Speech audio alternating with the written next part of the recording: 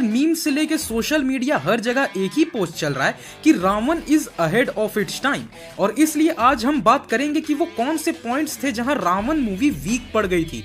पर वीक पड़ने से पहले आओ अच्छे से जानते हैं कि रावण सच में अहेड ऑफ इट्स टाइम क्यों था। तो बिना किसी देरी के चलिए शुरू करते हैं।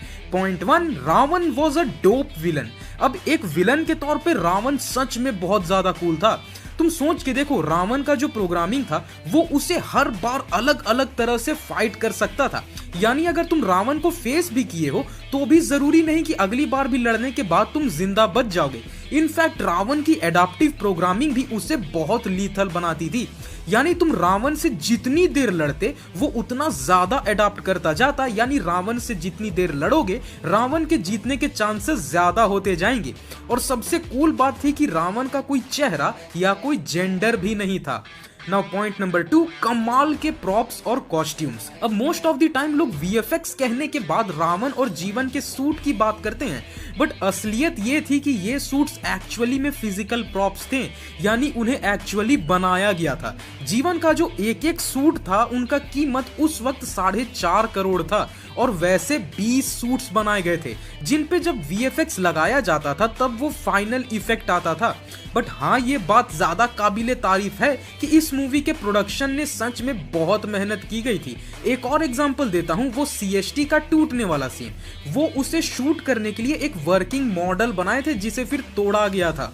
नाउ पॉइंट नंबर 3, जीवन वॉज एक्चुअली रियली पावरफुल। हम अक्सर इस मूवी के कैरेक्टर्स के पावर लेवल पे कंफ्यूज्ड रहते हैं कि रावण कितना पावरफुल होगा या जीवन कितना पावरफुल होगा। तो इस मूवी में उनके पावर लेवल्स का अंदाजा जीवन के 2 सीन से चल जाता है। एक तो जीवन का वो इंजन रोकने का सीन, उस सीन में जीवन का स्ट्रेंथ उस ट्रेन के मोमेंटम को ओवरकम करके उस इंजन तक को पीछे से उठा दिया था। वहीं हाई टेंशन वायर से उतना ज्यादा एनर्जी लेने के बाद भी जीवन ओवरलोड नहीं हो रहा था। और अगर उस सीन में देखोगे तो जीवन एक्चुअली हर एक पावर लाइन से इलेक्ट्रिसिटी ड्रॉ कर रहा था। Now point number 4, unbeatable VFX of its time. अब ये मूवी अपने टाइम की सबसे ज्यादा वीएफएक्स यूज करी गई मूवी थी। इस मूवी में कई ऐसे शॉट्स थे जो आज तक ब्रेथ टेकिंग है। ऊपर से इस मूवी की एक सीन को मैं आज भी अनबीटेबल मानता हूं, और वो है रावण का खुद के टुकड़ों को रिकलेक्ट करके खुद को दोबारा बनाना। ये सीन ना मैं आज भी एक वीएफएक्स का मास्टर वर्क मानता हूं। पर आओ अब देखते हैं कि ये मूवी कहां चूक गई। सबसे पहले अपने स्टोरी में इस मूवी की जो स्टोरी थी वो बहुत शैलो थी, बहुत ही। क्योंकि रावण का सेल्फ प्रोग्रामिंग तो समझ में आता है, बट वो इमोशंस को कैसे प्रोग्राम किया वो कभी एक्सप्लेन नहीं किए कि वो गुस्सा कैसे हुआ कि वो गेम के बाहर आया ना। दूसरी बात रही वो थी मूवी में unnecessary comedy scenes. Of course थोड़ी थोड़ी कॉमेडी अच्छी लगती है, बट इस मूवी में कई जगह के कॉमेडी सीन्स काफी फोर्स्ड थे, जैसे मेन पार्ट या फिर तुम मुझे यहाँ नहीं छू सकते या फिर condom condom. I mean in scenes की क्या जरूरत थी। तीसरी बात, एक्टिंग। अब इस मूवी में सबसे बेस्ट परफॉर्मेंस अगर किसी ने दिया तो वो था अर्जुन रामपाल। भाई बंदे की वॉइस शुरुआत से ही काफी जच रही थी रावण पे, प्लस जब ये खुद एंटर किया मूवी में तो भी एक अच्छा इंटिमिडेटिंग ऑरा क्रिएट कर पा रहा था। और चौथी और आखिरी फी की बात हो गई, वो थी कैरेक्टर्स का डेप्थ। रावण और जीवन गेम से बाहर तो आ गए, बट उसके बाद उनके ऊपर कोई बात नहीं करी गई। उनके बैकग्राउंड, उनके वर्किंग किसी को एक्सप्लेनेशंस के साथ डेप्थ देने की कोशिश मूवी में बिल्कुल नहीं करी गई।